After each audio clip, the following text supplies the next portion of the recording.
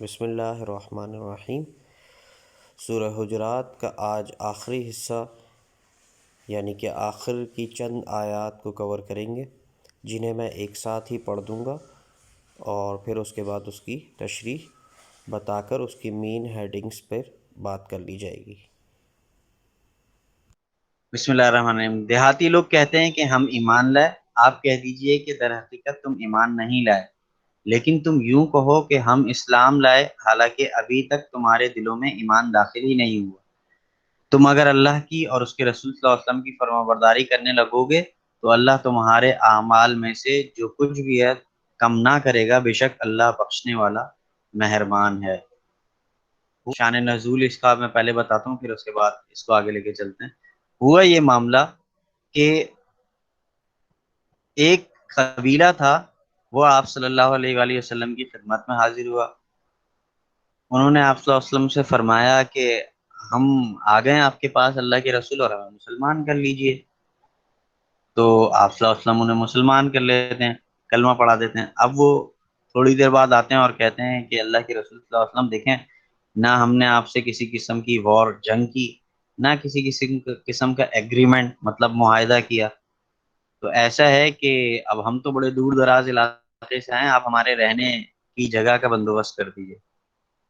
چلے نئے نئے مسلمان ہوئے تھے، مؤلفۃ القلوب، دل رکھنے کے لیے جو ہے وہ آپ صلی اللہ علیہ وسلم نے انتظام کروا دیا۔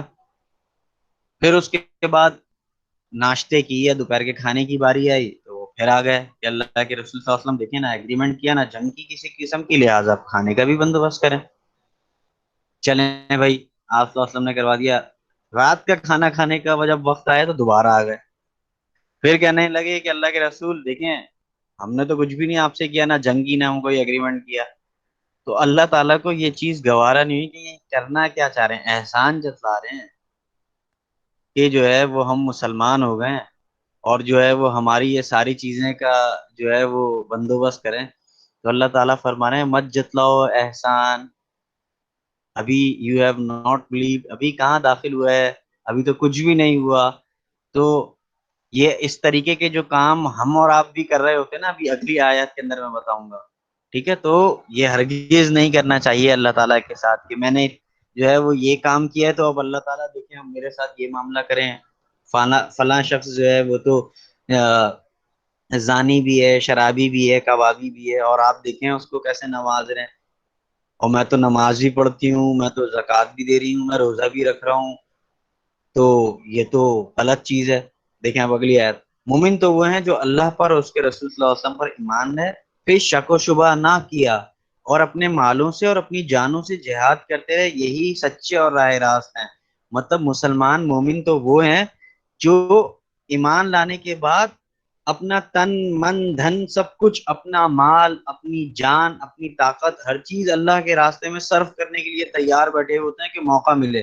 جیسے مثال کے طور پہ حضرت ابراہیم علیہ السلام کو جب آگ میں ڈالا گیا نا، تو ایک چڑیا تھی، وہ اپنے چونچ کے اندر پانی لے کے آئی اور اس آگ پہ اس نے ڈالا، تو سب دیکھ کے ہنسنے لگے کہ اتنی منو اور ٹنو پاور کی جو ہے وہ آگ جلائی ہوئی ہے اس نے، نمرود نے، اور تیرے کیا اس ایک قطرے سے آگ بجھ جائے گی؟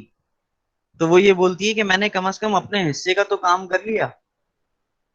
لیزرڈ چھپکلی کو کیوں مارتے ہیں پتہ ہے آپ کو؟ اس وجہ سے مارتے ہیں کہ یہ اس آگ پہ پھوکے مار رہی تھی اور جلانے کے لیے۔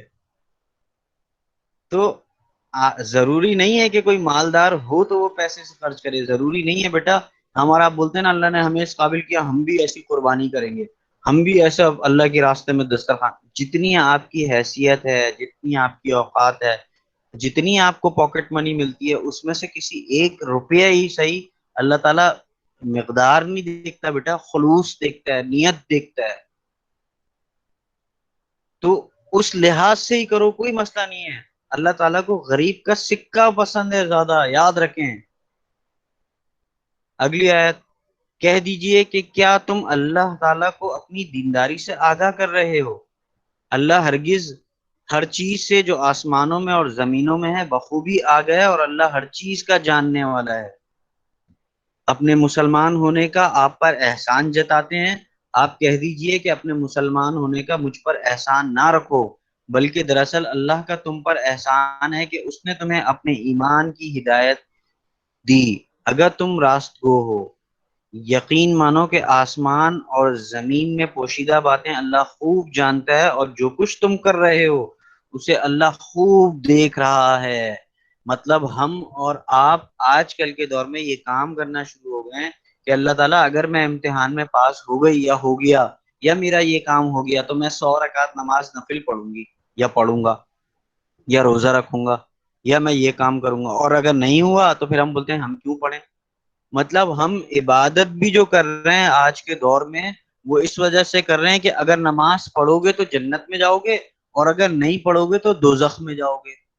تو بیٹا ایسی عبادات کالے کپڑے میں لپیٹ کر منہ پر مار دی جائیں گی، کوئی فائدہ نہیں ہے ایسی نماز پڑھنے کا۔